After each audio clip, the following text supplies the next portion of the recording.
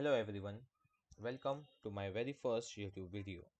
Today we will be covering the basic fundamentals of core Java, which is essential for anyone starting out in Java programming or preparing for interviews. Let's dive right in.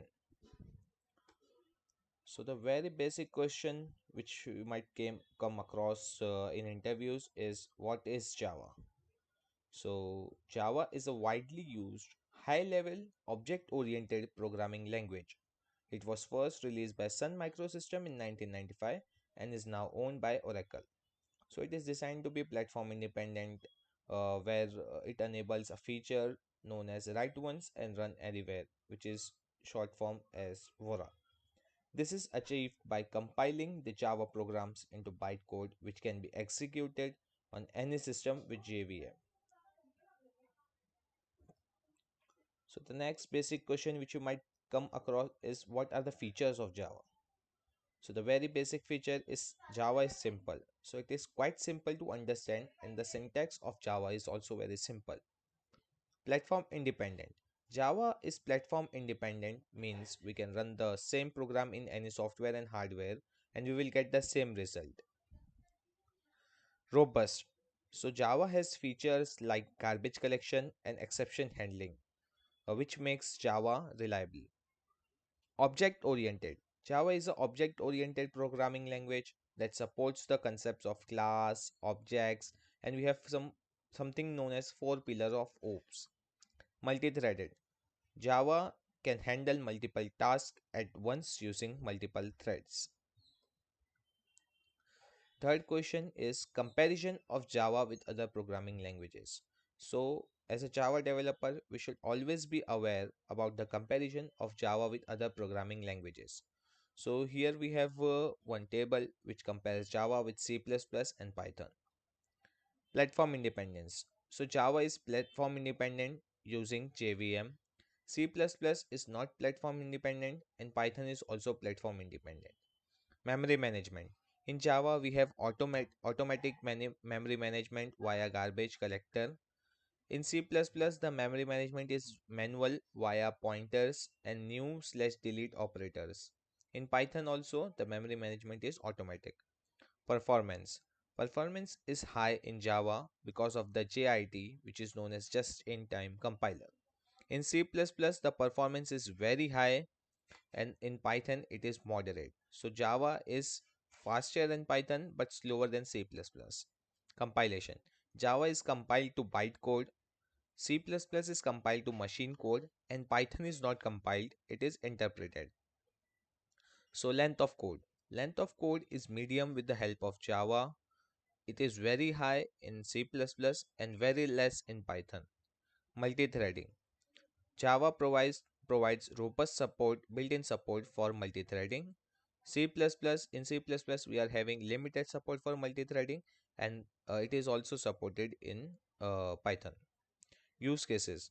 So Java is used to design enterprise web applications. C++ is used to design systems and games. So I think this should be interchanged. And Python is used for developing data and scripting and NLP based applications.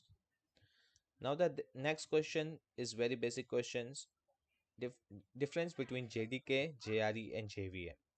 So JDK provides an environment to both develop and run the Java program. It is a package that includes JRE, which is Java Runtime Environment, and JVM, which is Java Virtual Machine. JDK has a compiler to convert the source code into bytecode as well as the debugger to debug the Java program. JRE, Java Runtime Environment. It is an installation package that provides an environment to only run the program. Again, to run the code, JVM is used, but even for running the code, we require some extra files, which is what JRE provides. JVM. It is used to run the .class file which is obtained after the compilation of Java program. Uh, yes, it is used to run the .class file. Now question number 5. Is Java platform independent? If yes, then how? Yes, Java is platform independent.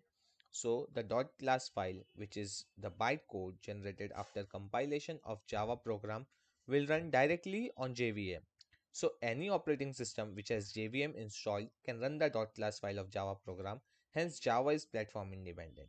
Here, JVM is platform dependent.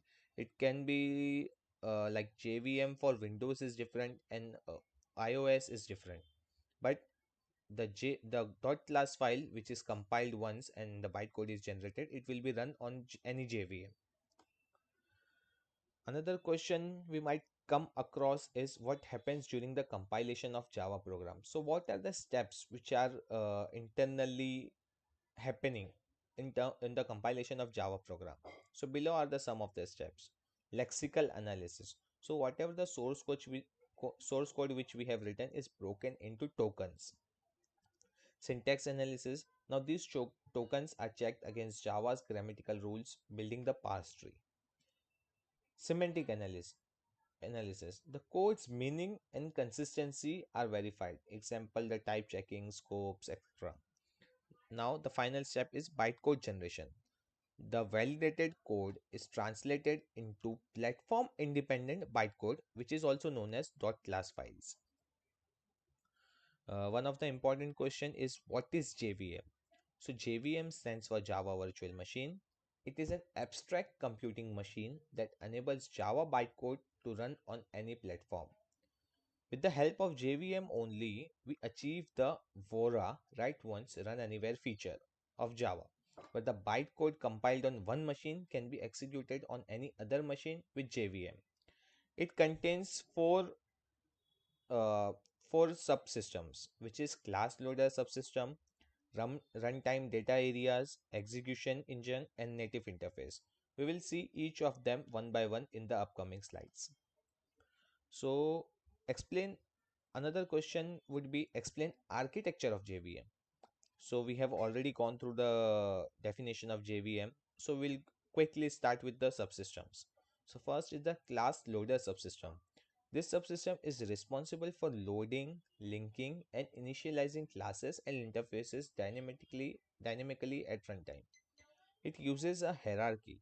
First, the bootstrap classes are loaded, then the extension classes are loaded, which are available in Java /ext/lib folder, and then the application class are loaded. These are the classes which are defined by our own application.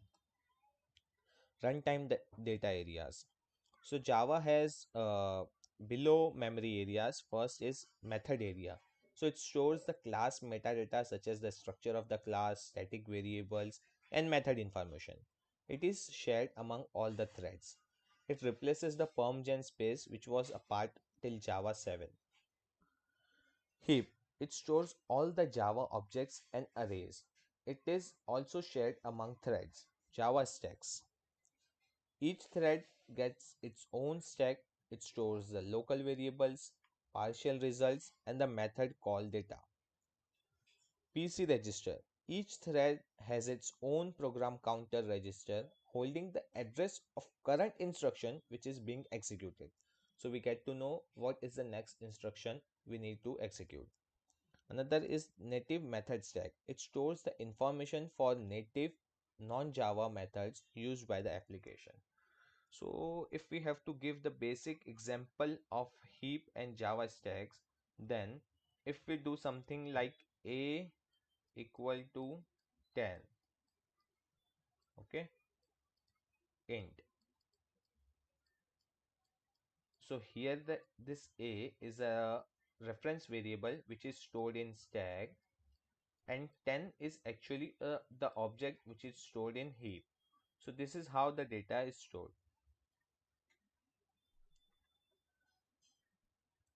Execution engine. So in execution engine, we are again having some more things like interpreter. It executes the bytecode instruction line by line. So whatever the bytecode is generated, it is executed one by one using Java interpreter. Now we are having JIT compiler as well. What it does, it converts the frequently executed bytecode into native machine code for improved performance. So the piece of code which is getting executed again and again, it converts it to native machine code so that it can be executed very quickly. Garbage collector. This is used for automatically managing the memory by removing the objects that are no longer referenced. It frees up the heap space. Fourth is native interface. It enables the JVM to interact with native libraries written in languages like C or C++. This was the architecture of JVM.